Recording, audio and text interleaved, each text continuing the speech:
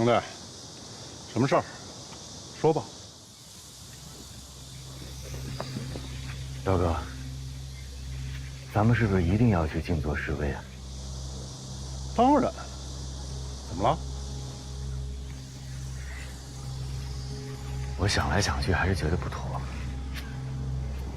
犯不犯法，咱们先搁在一边不说。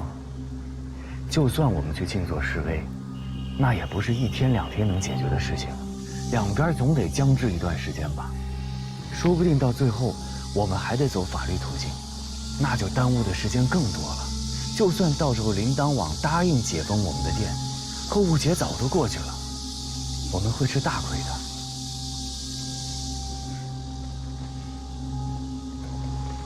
我知道，这不是在加紧准备吗？咱们争取提前行动。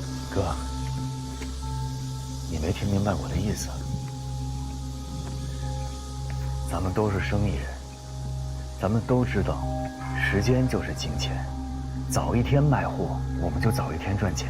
现在铃铛网封了我们的店，那我们能不能考虑重新开店呢？廖哥，我觉得咱们应该去跟铃铛网认真的再谈一次，不赔偿可以，不解封也行。我们请求铃铛网答应我们，让我们开新的店。啊？你让我去求铃铛网重新开店，这是投降，绝对不可能。我在铃铛网开了8年店，那都是我的心血。现在已经不是钱的问题，你做人除了钱，总得讲点人情味儿吧？你总得讲点良心吧？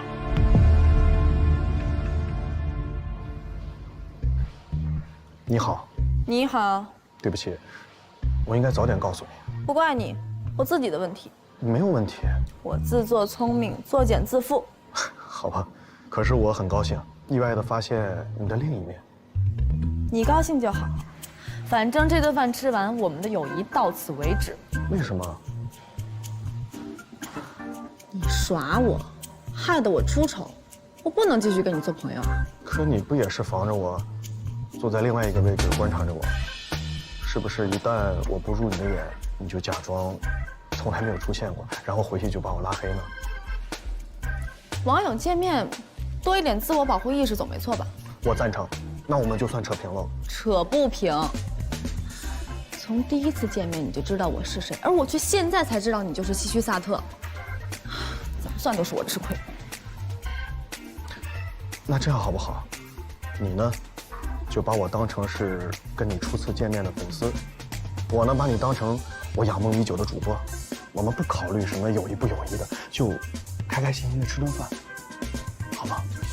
悔恨在心，会消化不了。你能接受我的道歉吗？你再诚恳一点。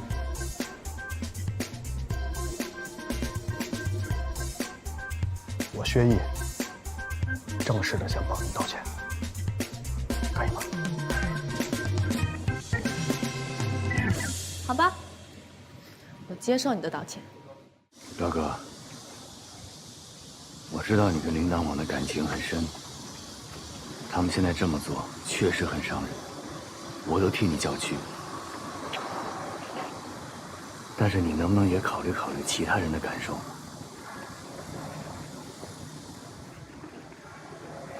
胡天儿手上可是压了50多万的货呀，如果这次没赶上购物节，货卖不出去，他可怎么办呢？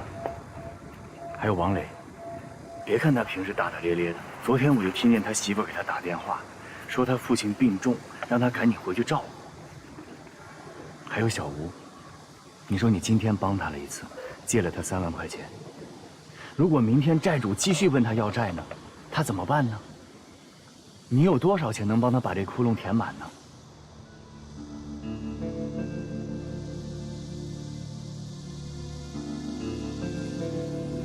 其实大家都不容易，真的。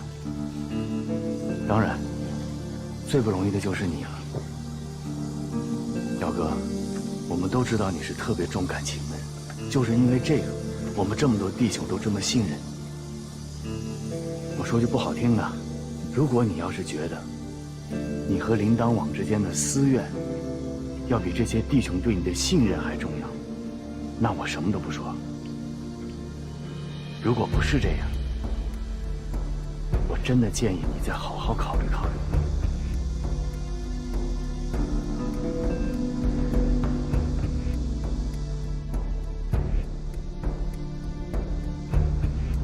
我廖明涛还没有那么自私，可是重新开店，以前积累的老客户就都没有了，一切从头再来，损失太大了。损失肯定是有的，但总比什么都没了强吧？只要我们能赶上购物节，卖更多的货出去，就能减少我们的损失啊！这真的是眼下最务实的办法了。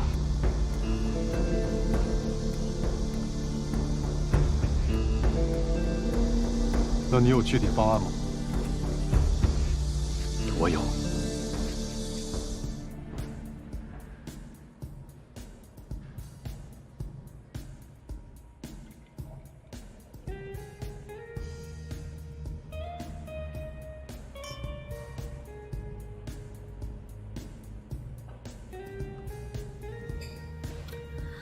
C'est la vie， 你还会说法语？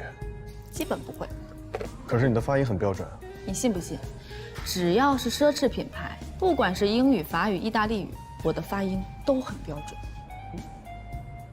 Gucci、Chanel、Christian Dior， 标准。嘿，邦尼老师。Hey Eric， 这是我的朋友薛毅，这是我的学生 Eric。 Hello， 你好。嘿，我很久没见你来上课了。Yeah, you know, I went back to the US for 2 months and I forgot everything you taught me. I'm sorry. It's okay. So, when will you come back to class? I was considering coming back next week because I'm really looking forward to see you. Me too. See you next week. Bye. Take care. Bye. Bye.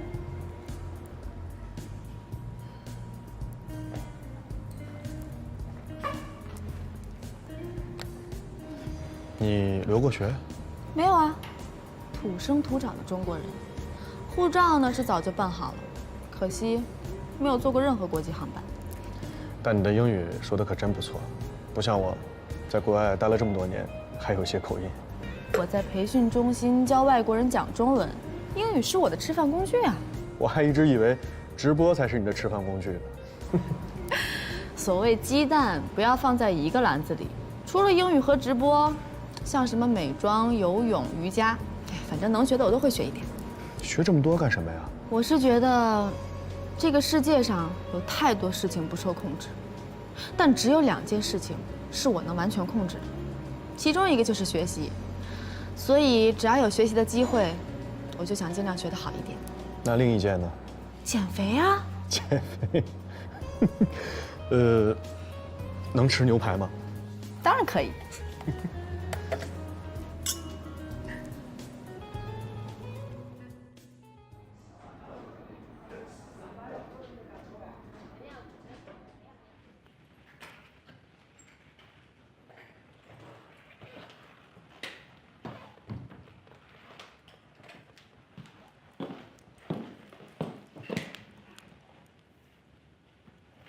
你怎么还没睡觉啊？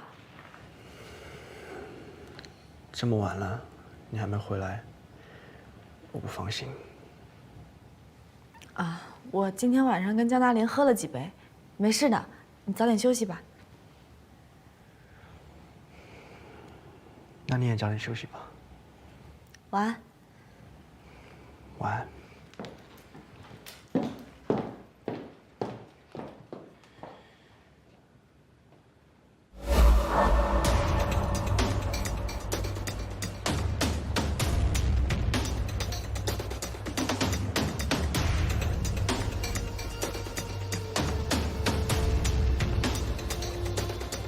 我再和大家确认一下，一会儿上去谈判，就按咱们昨天晚上商量好的说。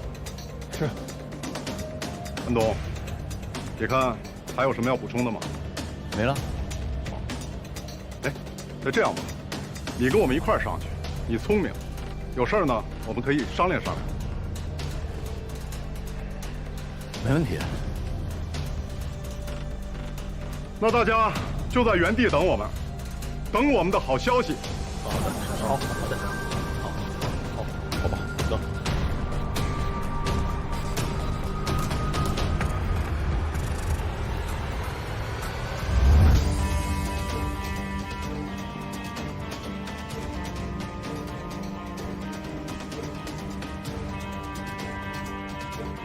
是这样，我们跟铃铛网的管理部门研究过了，他们还是不能答应你们解封店铺的要求。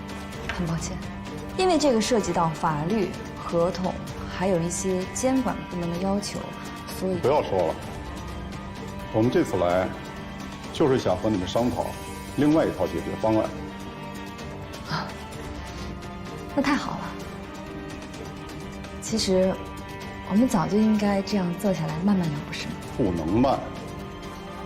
我们只有3个要求：第一，必须返还我们的保证金；第二，你可以不解封原来的店铺，但必须允许我们开新的店铺，而且在1天之内，店铺审核和上线流程；第三，在购物节的宣传当中，必须帮我们做免费推广。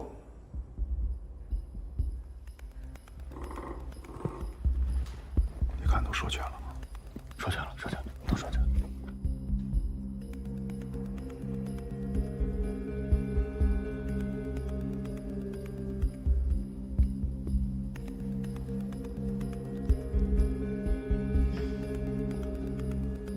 切记，明天他们提出要求的时候，一定要表现得非常的为难，让他们占据心理优势，以为是自己占了便宜，这样后面谈判我们才会更顺利。其实，你们刚提的这个要求，跟之前解封店铺的要求难度系数是一样的。铃铛网应该不会答应。不答应？凭什么不答应？原来的店我们开了8年，这8年我不跟你算账。我们开新店怎么了？怎么了？哎，廖哥，坐，咱们先不冲动，我来跟他说。美女，你看我们说来说去啊，就是想减低我们的损失，赶紧把新店开起来，参加购物节卖货。我们各让一步吧，我们大不了签一个合同，保证以后不再刷单。你看这样行不行？你也别生气，毕竟这个方案是你们刚刚提出来的，允许我们消化一下。这样，我们去跟铃铛网的管理部门紧急沟通一下。请稍等。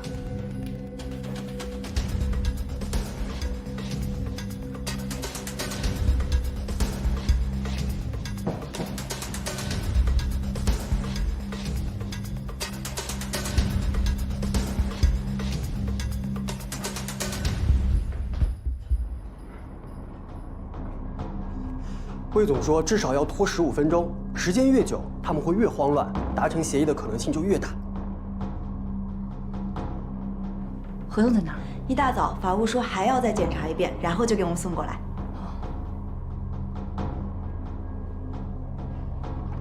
你们俩去拿一下。好。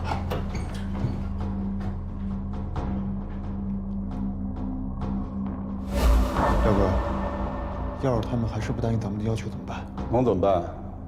不行就按咱们之前说的，大不了闹个鱼死网破。廖哥，没必要。我觉得咱们提这3点要求不过分，这不还没出结果呢吗？咱们再等等。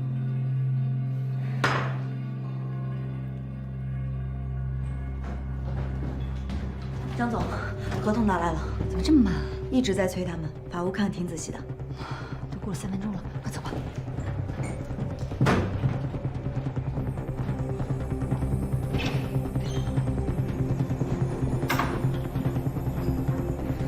不好意思，各位久等了。经过紧急沟通，虽然很难，但是铃铛网同意了各位的要求，并且答应给大家开新的店铺。我们拟定了新的合同，只要你们签了字，24小时之内，新店铺上线。这还差不多。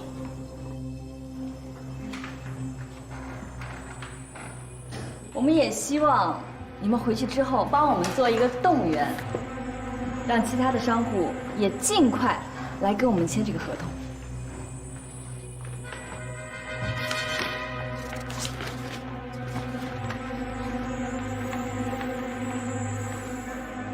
哎，等，别签，先别签，别签。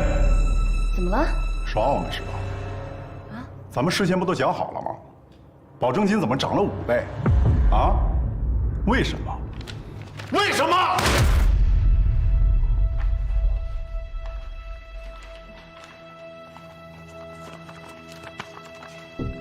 凡在铃铛网重新开店的商户，需按照原来保证金金额的5倍缴纳保证金。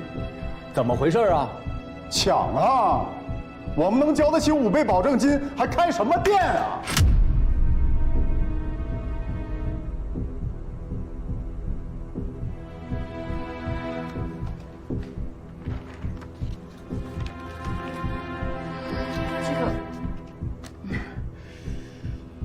不好意思啊，可能是搞错了。刚才我们在沟通的时候没有这一条的。这样，我再去确认一下。确认个屁！大骗子，你们都是骗子！要不是我眼尖，早被你们坑惨了。耍我，走着瞧。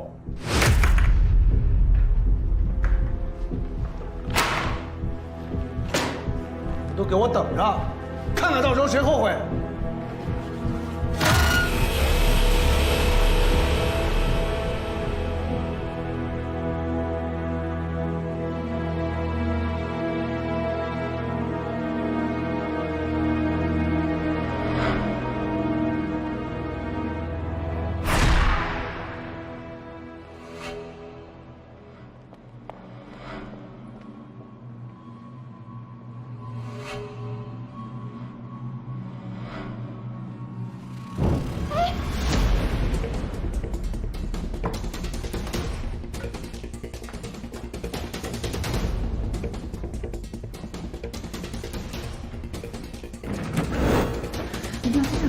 别条条件件的了，我就几分钟时间，5倍保证金到底怎么回事？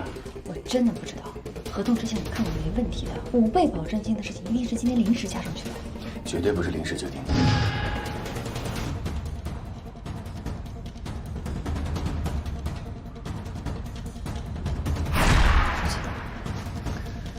我都气糊涂了。那你说那些小商户们能接受5倍保证金的要求吗？这件事从开始到现在，一直都是我们在逼着唐正让步。从退保证金到让商户重新开店，这一切都太容易了。以我对唐正的了解，他绝对不是这么容易退让的人。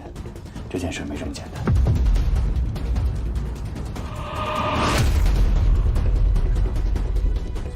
铃铛网打击刷单的这个行动，目的并不单纯，唐正一定还有事情瞒着我。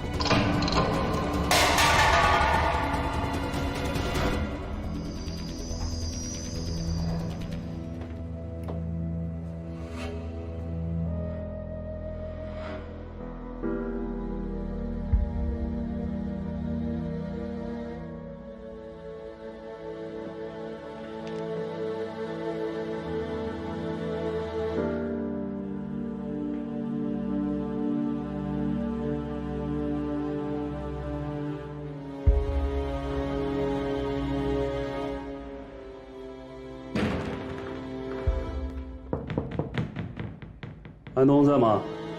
我在啊。你怎么来了？廖哥说时间太长了，让我来看看。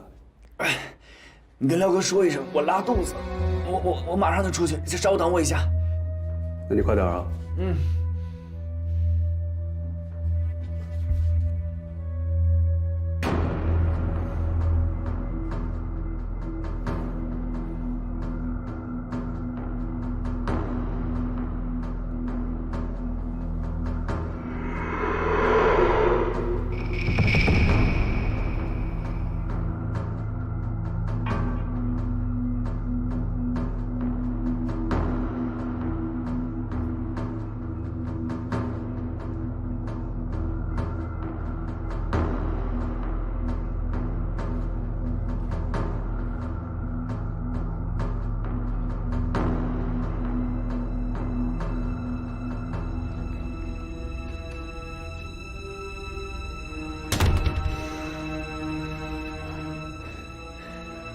得走了，你等我电话。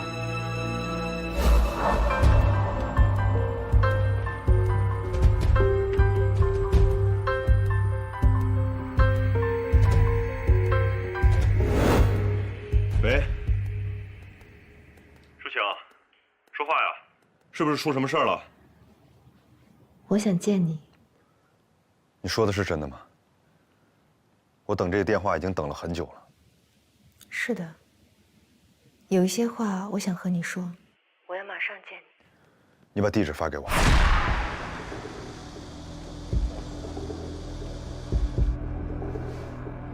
铃铛网把保证金提高了5倍，谈判丝毫没有成果，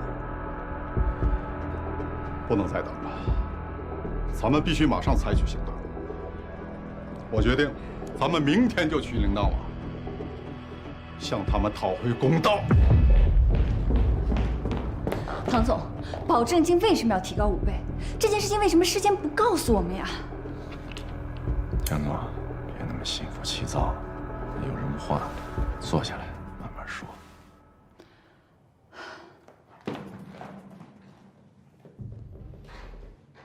保证金提高5倍，是昨天晚上我们董事会连夜开会的结果，没来得及通知你，对不起。那么，为什么会有这个决定呢？我现在告诉你，首先，犯了错就必须要接受惩罚，我必须给那些违规刷单的用户一个教训，让他们以后不敢再犯。第二，我们铃铛网从成立之初一直到现在，保证金从来没有改变过。那你可以出去问问其他的电商平台，他们的保证金是多少？我现在即便是加了5倍，也最多是跟他们持平。啊，对了，还不如其他一些大的电商平台呢。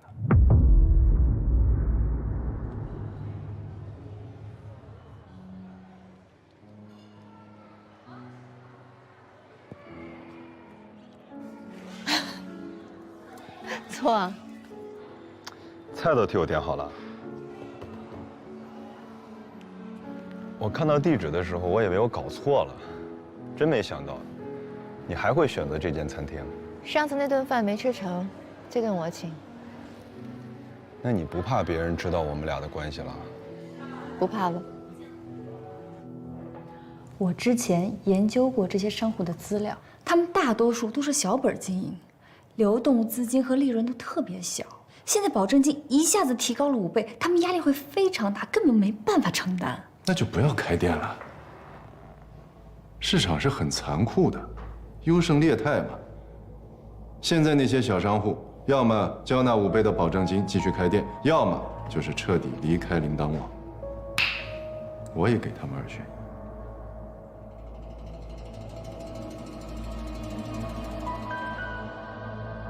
唐总，那你能不能告诉我，购物节之后，您是不是不打算解封这些商户啊？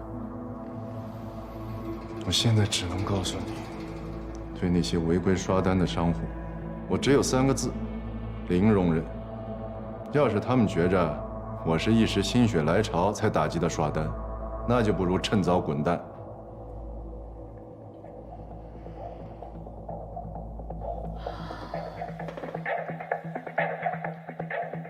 最后一个问题，保证金提高5倍，这是你们昨天晚上才做出来的决定吗？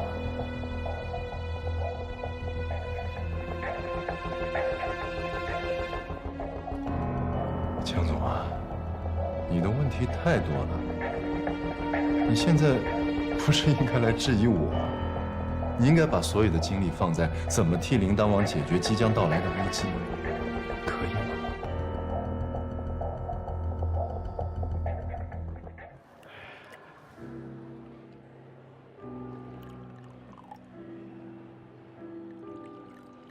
我在网上查了这家餐厅，牛排的评分很高的。那是。这是我陪你吃的第1顿饭，也是最后一顿。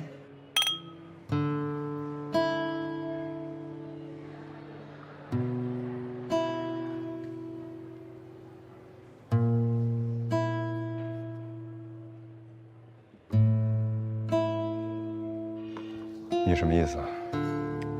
我想通了，我们以后还是不要见面了。你是要跟我分手吗？恋人之间才会说分手，而我和你什么也不是。为什么？你妈妈来找过我了，她什么都知道了。不可能，我什么都没跟她说过。其实你说什么真的不重要，重要的是，我已经告诉她我不是你的女朋友，我也不可能向任何人交代我的过去。首先，我真的不知道我妈妈去找你。其次，她说什么做什么，都不代表我，我的事情跟他们没关系。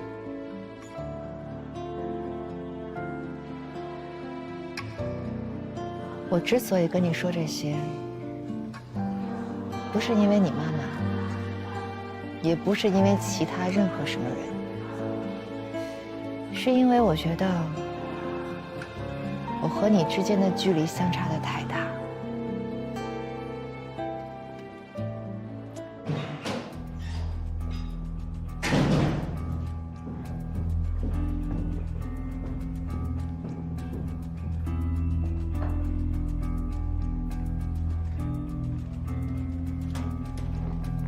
江总，唐正怎么说？贝芝猜的没错，5倍保证金的事情肯定不是临时想出来的。虽然唐正嘴上没说，但是我看得出来，他从一开始就没打算解封那些商户。不解封就要重新开店，重新开店就必须交保证金。一个商户翻5倍，那就算只有1半的商户留下来，那也是上千家，这得多少钱啊？我要是唐正，拿这笔钱去买基金吃利息就够了，还搞什么购物节啊？唐正一定还有别的目的，只是我还没看出来。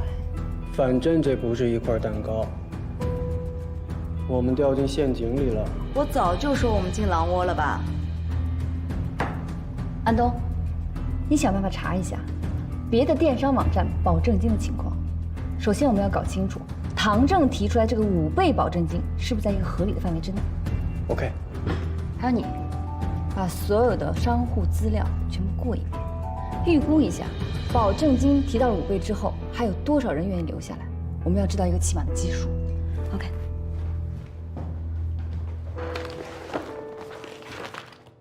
其实我觉得你妈妈说的一句话特别有道理，我不可能带着乐乐绅士的秘密跟你过一辈子，我也不可能将这个秘密告诉你，所以，我选择不再见面了。那是你的选择，你有问过我吗？舒晴，我无数次的跟你说过，我不在乎你的过去，我不在乎。我要说多少遍你才肯相信我？我们2个人的关系从一开始就是你决定的，你有没有考虑过我的感受？你能不能别这么折磨我？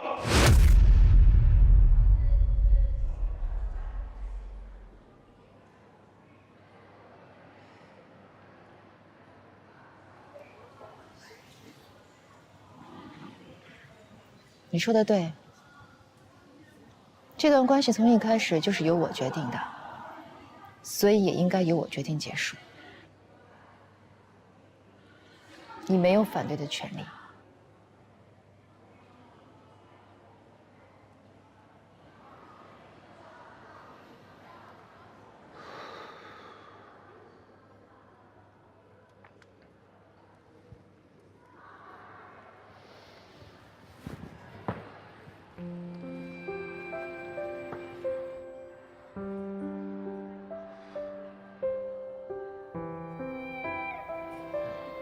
你是我这辈子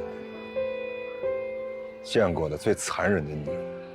阴天的车窗外，风景倒退成海，路边那株花开，纯白不在，数着心跳节拍，怕被回忆掩埋，这颠簸的未来，我不敢拆。轻轻地放开最后的青睐。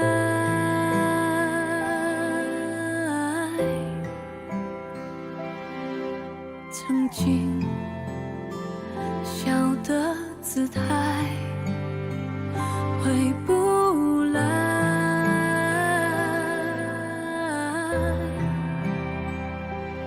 爱像透明的存在，覆盖，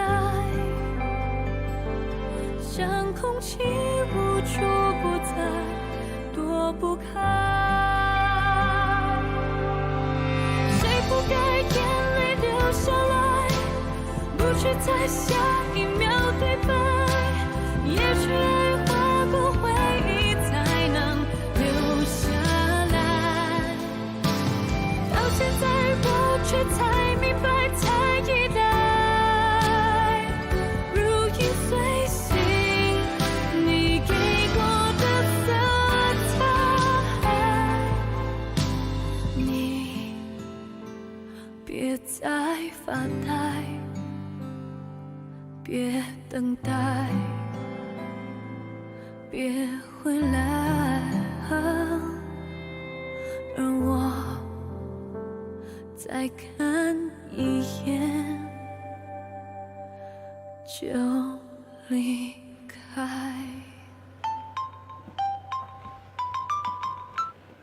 喂，是我，邦尼。我知道，这第一次在电话里听到你的声音，感觉挺奇妙的。怎么样，礼物收到了吗？收到了，很漂亮，但是太贵重了，我不能收。这就是个小礼物，只是为了庆祝我们作为网友的第一次见面，没有别的意思。小礼物，这起码也要几万块了吧？其实这是我上一次参加他们品牌的慈善活动的时候买的，我觉得挺有意义，就送给你当做个纪念。而且我觉得这条项链真的很适合你。好吧，既然你这么说的话，我不收下就显得有点矫情了。谢谢你啊。你喜欢就好，但是如果你真的想表达谢意的话，不如请我吃个饭如何呀？你约人的方式也太套路了吧？好，这次时间地点你定。好，那我定好了发给你。好，拜拜。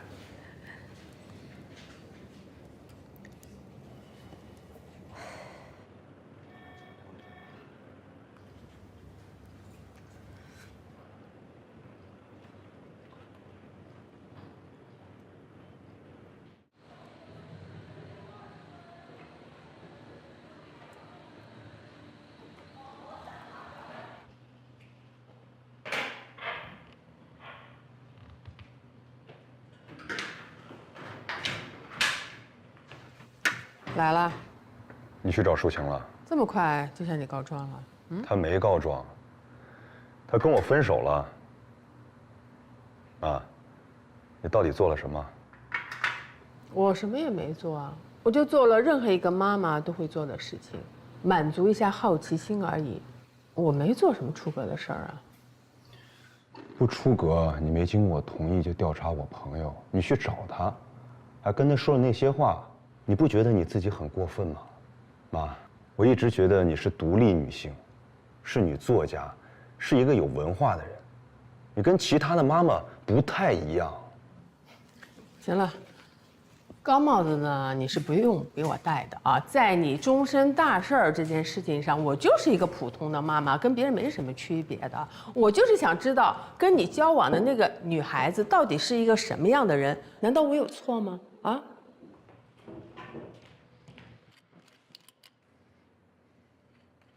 你了解淑晴吗？那你了解她吗？啊，你了解她的过去吗？她的过去我不在乎。那好，我也可以不在乎啊，我可以不在乎她是个孤儿，不在乎她是一个单亲妈妈。你也知道的，我跟你爸爸是一个很开明的人。但是有一点，我跟你说，如果他有一天成为我们家一员的话，那就不一样了。我就有知情权呢，我就得知道他为什么会成为单亲妈妈，是因为一夜情呢，还是因为遇人不淑被人抛弃了呢？难道我没有权利知道这些吗？这些事情，都是袁素告诉你的吧？请你叫他袁叔叔。你现在可以了啊！为了一个不知根知底的女孩子，连起码的礼貌都没有了。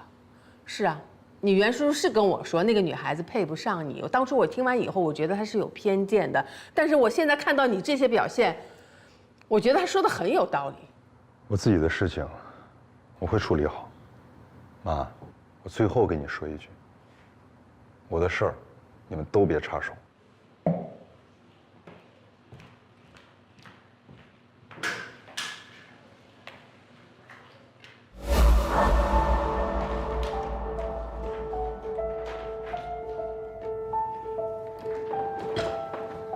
江总，奇闻共赏。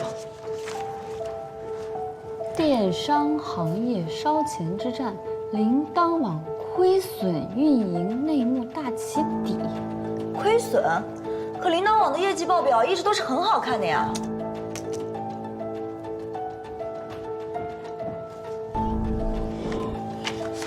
这个上面说，从2年前开始，铃铛网的电商就是亏损运行的。唐正是拿了其他业务部门的盈利来掩盖电商的亏损，这才让整个铃铛集团的财务报表看起来没有什么问题。你看，这上面还说，导致铃铛网亏损最主要的原因就是大量中小商户的刷单行为。一方面，铃铛网运营多年的销量奖励政策还在，直接导致了他们每年要拿出一大笔钱奖励给这些商户。另一方面，因为这些销量其实就是刷出来的，而铃铛网却是按照商户实际的销量来收取提成，因此他们从这些中小商户身上收取的提成金额远远小于他们给出的奖励金额，从而导致了严重的入不敷出。这有什么奇怪的？这是电商平台在跑马圈地时的通常做法，赔本也得干。要是我，早就把奖励政策给停了。停不了。你接着看，铃铛网的日活用户60%都是这些小商户。我猜唐正之所以不敢停止补贴，就是怕得罪这些小商户。那他现在封了人家的店，就不怕得罪了？此一时彼一时。这篇文章是什么时候发的？2年前，而且这篇文章的关键词都被屏蔽了，所以刚开始我并没有搜到。就是刚才突然想到这一点，换了一批关键词，这才搜到的。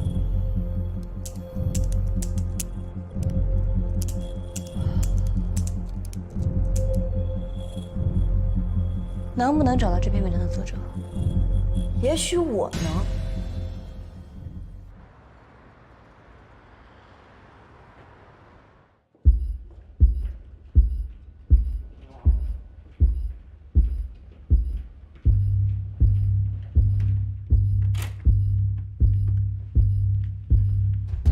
到底跟我妈说了什么？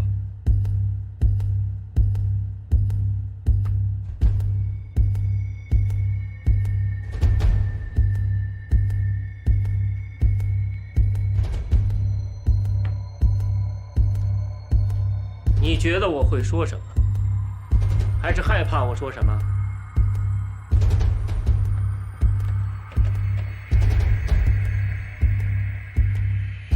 你别跟我这打。虽然是我老板，但你无权过问我的私生活。可是你的私生活影响了公司的利益，我就不得不过问了。你看看你，自从跟舒晴好了之后，你都干了什么？